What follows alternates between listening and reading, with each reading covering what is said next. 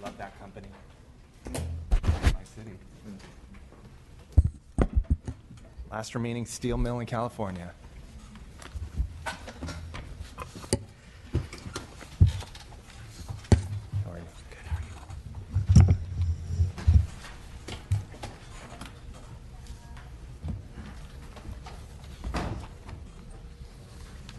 Please present. Thank you, Mr. Chair. I'm presenting AB 1569. It's a CEQA efficiency bill measure to expedite road repairs on existing highways and roadways. This proposal originates from Governor Brown himself. It was part of his September transportation package that was also referenced in the January budget. As we all know, the greater transportation discussion is stalled right now, no pun intended. But this important policy shouldn't fail simply because the larger picture is more complicated. This exemption is limited in scope. It is one small step, but it only applies to the inspection, maintenance, repair, rehabilitation, or removal of replacement projects in the existing right-of-way. Most of the projects we're talking about would have received a negative declarations from CEQA already. The problem is that even processing a negative declaration could take months, wasting time and money. Projects would still be required to comply with local permitting requirements, the Endangered Species Act, and the Porter-Cologne Water Quality Act. We're not trying to subvert the environmental review. We're trying to streamline road repairs. The longer it takes to repair roads, the more expensive it becomes, and our taxpayers deserve better. Our roads have been deteriorating for too long, and we owe it to our constituents to make sure we complete transportation road projects as efficiently and expeditiously as possible. I'm joined by representatives from the California Transportation Commission and CSAC to testify in support. Thank you, Chair. Eric Thronson with the California Transportation Commission. As part of our statutory charge, the Commission advises the administration and the legislature in formulating and evaluating state policies and plans for California's transportation programs. The Commission supports AB 1569 because it is consistent with the Commission's adopted consensus principles for reforms and funding solutions, as well as the priority statutory recommendations provided to the legislature in the Commission's 2015 annual report. Modernization and streamlining of permitting and environmental clearance requirements for transportation projects should be considered as part of a balanced reform package to shorten the implementation timetable for projects, enable more predictable timing for construction, and to reduce litigation costs.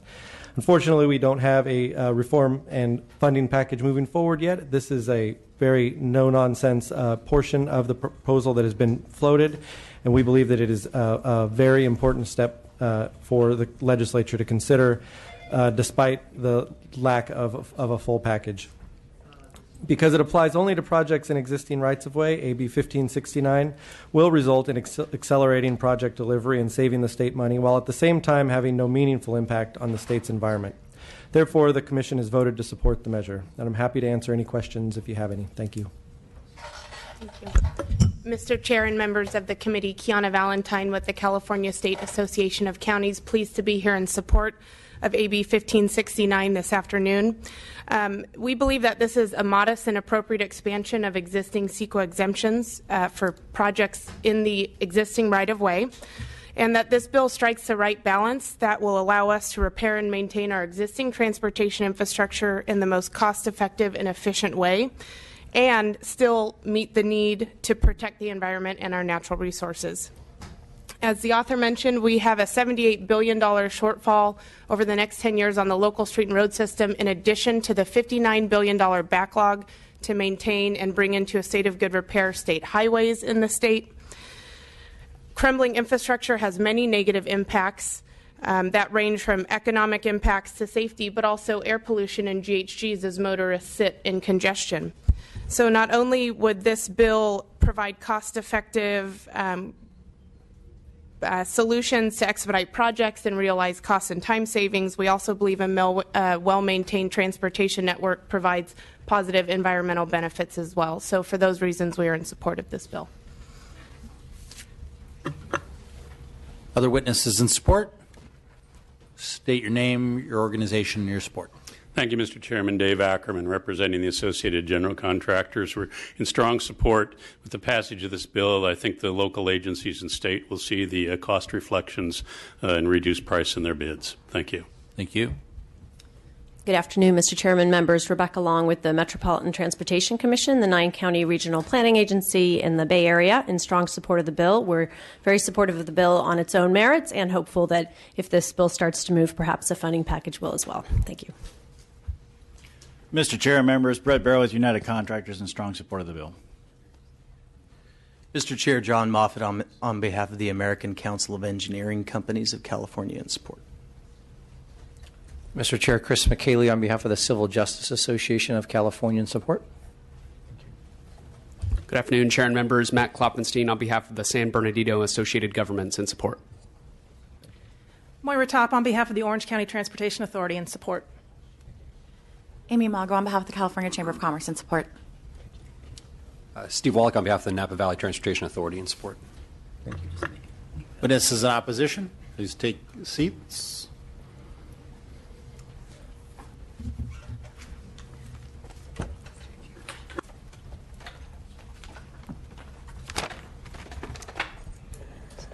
Mr. Chair and members, Julie Snyder here today on behalf of the Planning and Conservation League. We are regretfully opposed to this measure.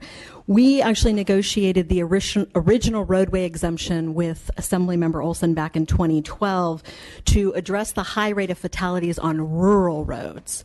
That the exemption's focusing on repair and maintenance to increase traffic safety in rural areas. And we didn't object to extending that sunset last year.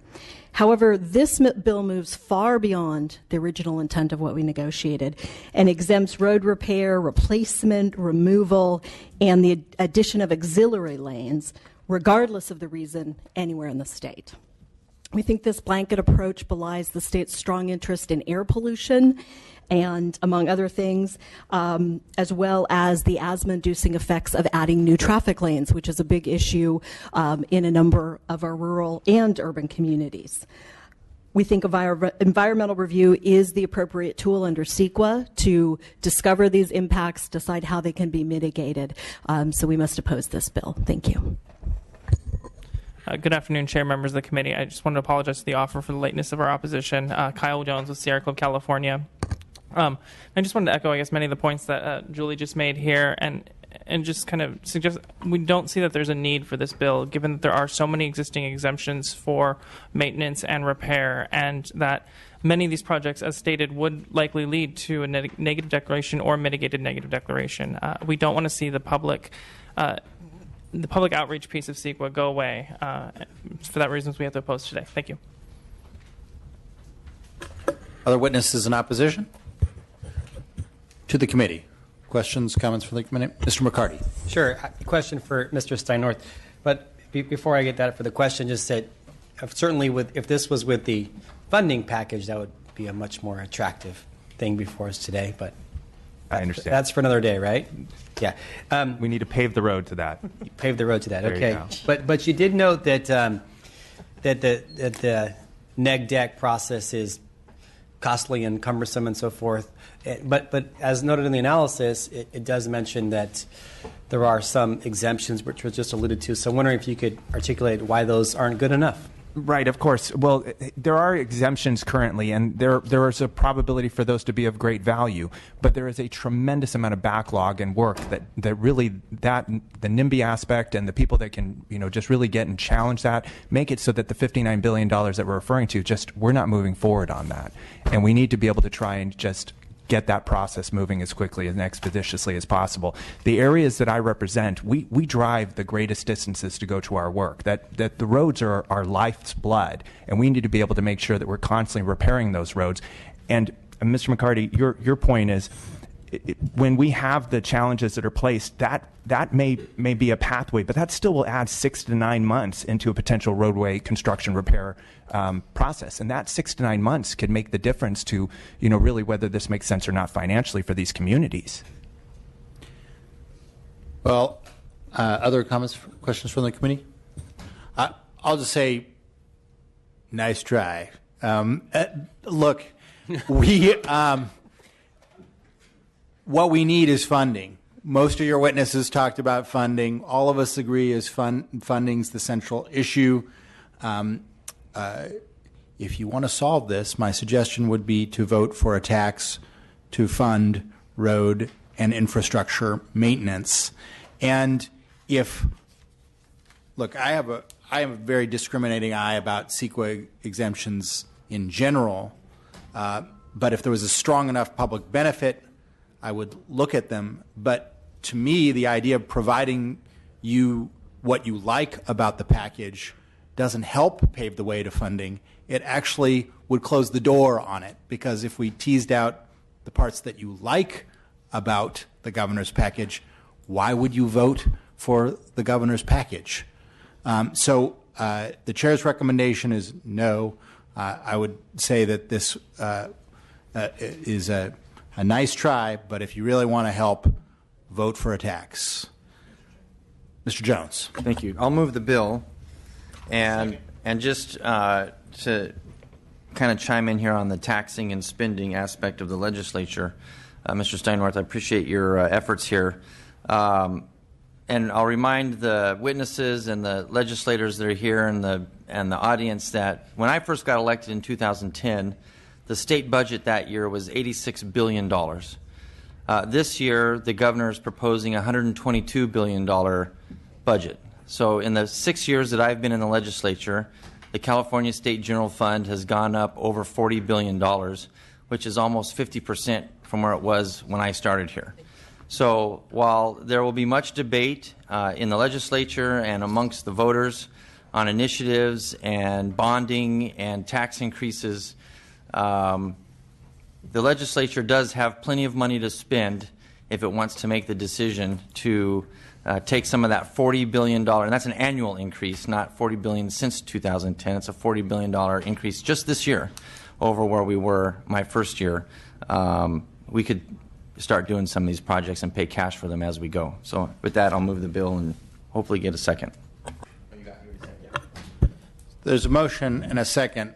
If we are rehashing things from 6 years ago, I would remind my colleague that in order to do that, you would have to actually vote for cuts. The Democratic caucus voted for $14 billion worth of cuts. The Republican caucus did not vote for those cuts. If you want to reallocate, you need to let us know what you would want to cut. Ms. Garcia. So I rarely vote on any CEQA exemptions. I live in a community with a lot of brownfields, and if it wasn't for CEQA, my brownfields would be even more than I already have. It's one of the only things that protects my constituents. As we're dealing with Exide right now, we considered CEQA exemption for a second, but the community, myself, we discussed that, and we decided that the expense of one of the only things that has protected us for so many decades was not worth the financial benefit. And so we have to keep both pieces in mind as we're doing these exemptions. And so I'm not in support of this exemption at this point. Would you like to close? I would love to close.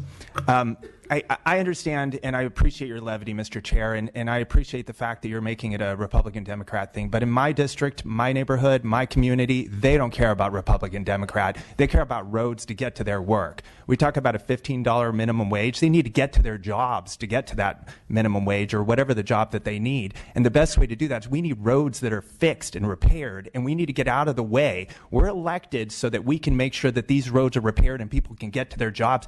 That's all we're here to do for this issue. So I'm asking, please look at this, make sure you understand that this is a big package. It's not part of a tool for negotiations for the governor's ultimate package. This is how do we make it so inland communities can get to their jobs and be able to have a life. Money. Please call the roll. The motion is due pass and re-refer to Transportation Committee. Williams? No. Williams, no. Jones? Aye. Jones, aye. Christina Garcia? No. Garcia, no. Gomez? Hadley? Harper? Aye. Harper, aye. McCarty? No. McCarty, no. Stone? Wood? No. Wood, no. It's 2-4. We'll leave the roll open. Thank you. Mr. Chair, can I ask for reconsideration on behalf of the author if this bill ends up failing? Thank you. Yes. Thank you.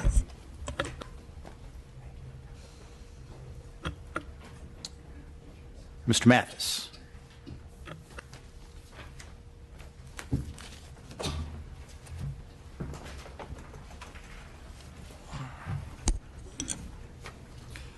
Which shall we start with? Whichever bill you would like. All right. Let's go ahead and go with 1586.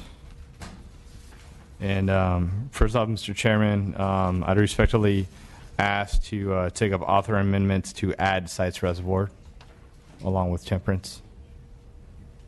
You can discuss it within that. That would take a motion. Depends on the phrasing of the motion. So the motion would be to move the bill with the language I think that's been submitted for Sites Reservoir. Is that correct? It's submitted with Temperance. I'd just like to add sites to it as well. So Okay. instead of covering it for one, covering it for both.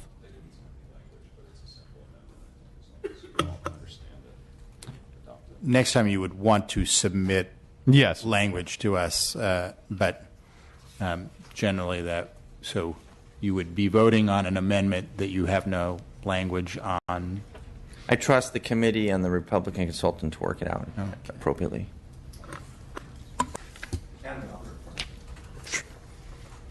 If we get there. Yeah. Okay. Please continue. Good afternoon, Chairman and members of the committee. I'm here today to present 1586, a bill designed to exempt CEQA for the construction and operation of Temperance Flat Reservoir, and with the amendment sites. The Temperance Flat Reservoir is a proposed dam project on the San Joaquin River, west of Auburn, California. Under the current proposal, Temperance Flat would more than double water storage on the San Joaquin River from below Friant Reservoir. The total water acreage capacity of Temperance Flat Reservoir would equal approximately 1.2 million acre feet. This storage is vital to the mitigation of future severe droughts. However, the timely completion of this project remains in question as the progress rests with the discretion of organizations which may wish to stall or hinder the construction of the reservoir. Should the EIR be challenged within the courts, the state cannot guarantee the completion of the reservoir prior to the next severe drought. California cannot delay the opportunity to capture more water during future wet years. This new surface storage is crucial for our state's most at-risk communities throughout all of California. AB 1586 has received bipartisan support from both sides and both houses as it safeguards water for our people, our agriculture, and our environment, and our future generations. Witnesses in support. Good afternoon, Mr. Chair, members of the committee. Lauren Nolan-Tajic on behalf of California Citrus Mutual, California Fresh Fruit Association, Western Plant Health Association, California Cotton Ginners Association, California Cotton Growers Association, Western Ag Processors Association, and Nisi Farmers League. In support of this bill, we were support if amended. We wanted sites added in, so we appreciate the author also including sites in this important bill. As we all are aware, the drought has had a significant impact on California, and we need all the tools we can to address this drought and prepare for future droughts, especially with the lack of or the loss of our natural reservoirs in snowmelt. Surface storage is just one of those important tools that we need to improve the overall function of our water system, and this bill will ensure that those projects can move forward in a timely manner. Thank you, and we ask for your aye vote. Other witnesses in support? Witnesses in opposition?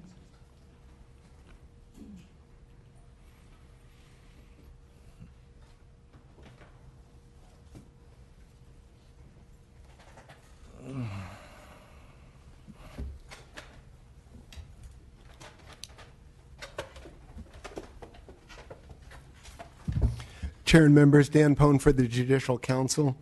The Judicial Council is opposed to AB 1586, but we want to make sure you understand that our opposition is very limited. It's limited to the court impacts of the legislation. That is, we are not taking any positions on CEQA generally or the merits of this particular project or projects if they're added to the bill. Our concerns are limited, as they have been since 2011 on the 18 other bills this committee and other committees have heard that would impose some version of the AB 900 SB 292 restrictions on the court's handling of these cases. The bill's proposed limits on the court's ability to issue injunctive relief in our view, raises a dangerous precedent because it limits the normal forms of relief that a court can issue based on the facts and law that are in front of the court, and that in turn raises a serious separations of powers issue. For those reasons, the council is opposed to the bill. Steve Evans, I'm a consultant for Friends of the River. We're a statewide river conservation organization here in California. We oppose this bill. As a practical matter, there's no current CEQA review going on for the Temperance Flat project. There's no identified CEQA lead agency. I understand local agencies and governments are forming a joint powers authority that perhaps would be the CEQA lead agency, but that hasn't occurred as yet. There is a draft EIS available and feasibility report produced by the Federal Bureau of Reclamation. That draft EIS has raised a number of questions. The federal EPA, for example, has questioned whether the document adequately assessed the impacts on over 9 miles of river habitat and 5,700 acres of oak woodland habitat, and also the inadequacy of proposed mitigation measures, which are central to CEQA, as you know. The California Department of Fish and Wildlife has expressed concern that the dam will reduce flood flows in the lower San Joaquin River that's needed to maintain and restore habitat for salmon. Also, a major issue is what are the exact environmental benefits of the Temperance Flat Dam. As you know, in order to secure water bond funding from the state, it has to produce environmental benefits. And according to the Bureau of Reclamation, the dam actually produces very little. In fact, there's 5 alternative dam plans in terms of operations. And if you use the low salmon improvement estimate provided by the Bureau of Reclamation, only one of those alternatives provides any benefit for salmon. It's rather small, and 4 of the alternatives provide negative benefits for salmon. So exactly what this project is remains to be seen. We also object to amending this bill to include sites. They're unlike Temperance Flat. There is a lead agency under CEQA, and that's Department of Water Resources. But the department has not produced even a draft EIR on this project. They don't have a draft feasibility report. We don't know how it's going to be operated. Right now, it's basically a long list of potential benefits that this project could be provided, but it's a little more than a wish list. And right now, we're really lacking in any viable information on this project because DWR only has a partial preliminary administrative draft EIR available on the internet for it. So this bill is really jumping the gun, and we're troubled that it would attempt to exempt these large and potentially environmentally destructive projects from CEQA when we don't even have completed CEQA analysis as yet. Thank you. Good afternoon, Kyle Jones with Sierra Club, California. I'd like to, iterate the points just made, and also add that both of these projects, while they can store millions of acre feet, the yield is much lower than that. I think Temperance Flat is looking at about, on average, 70,000 acre feet yield annually, and that's a project that's just under $3.3 billion. Sites Reservoir has a yield of about 238,000 acre feet annually, but I've seen costs on that project up to $6.3 billion. And we think a better alternative is that, for both the environment and for taxpayers, is to look at groundwater. We have depleted aquifers that floodwater could be diverted to now and is being done now. We think that's a much wiser approach, and we urge your vote today. Thanks. Other witnesses in opposition to the committee? Questions from the committee? Mr. Mathis? I'll move the bill. I will ask a question. Is there a second for that? Second. Mr. Mathis, when this is being represented as a drought relief measure, do you, what's the soonest that we would be able to have these operational? Well, that comes down to the JPAs and the groups working on them. Our job here as the legislature is to move and pave the way forward for them. So as these projects fully meet maturity, they're ready to go, and we've gotten the red tape out of the way for them. The input that we received is that if we threw CEQA in the trash can, the soonest we'd have these projects is in 10 years. So one of the issues that I have is in representing this as a drought relief effort. This may be something to try to address the next drought, but it is not exactly drought relief.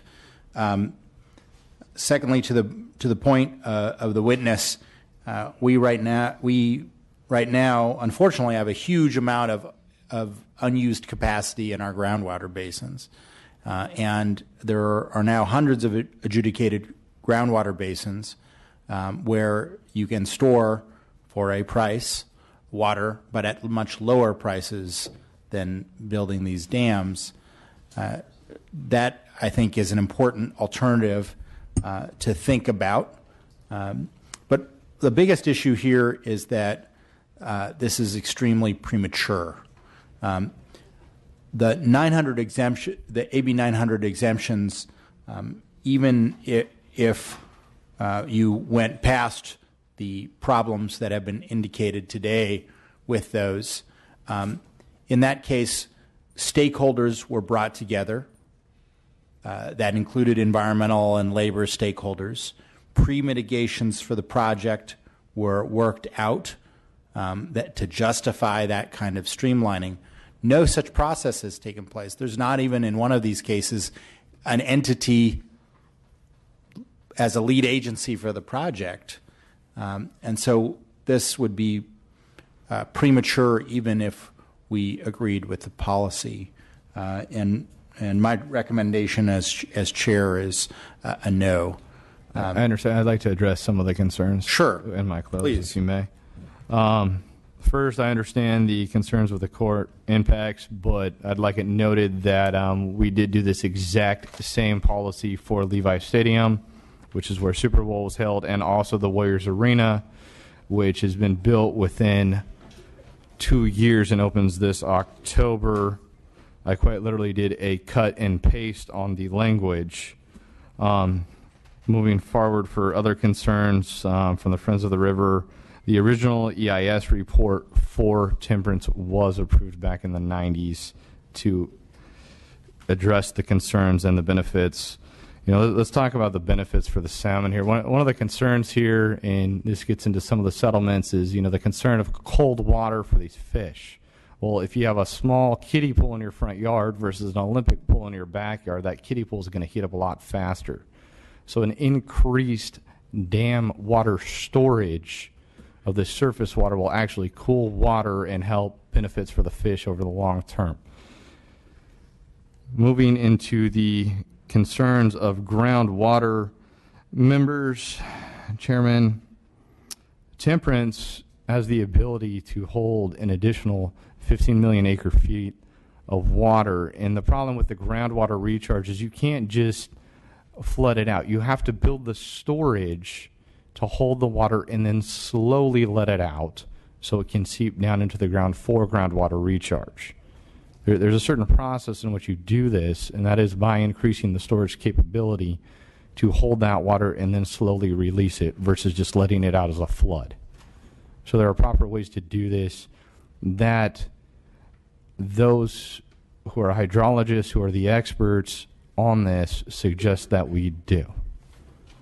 So with that, again, I ask for your support in this measure. This is about getting things done. It's about addressing concerns for this current drought. That way we can sit there and get to work and start building. That way, as droughts come in the future, and we have no evidence that this current one is going anywhere, we build now. Thank you. With that close, we will call the roll. The chair's recommendation is no.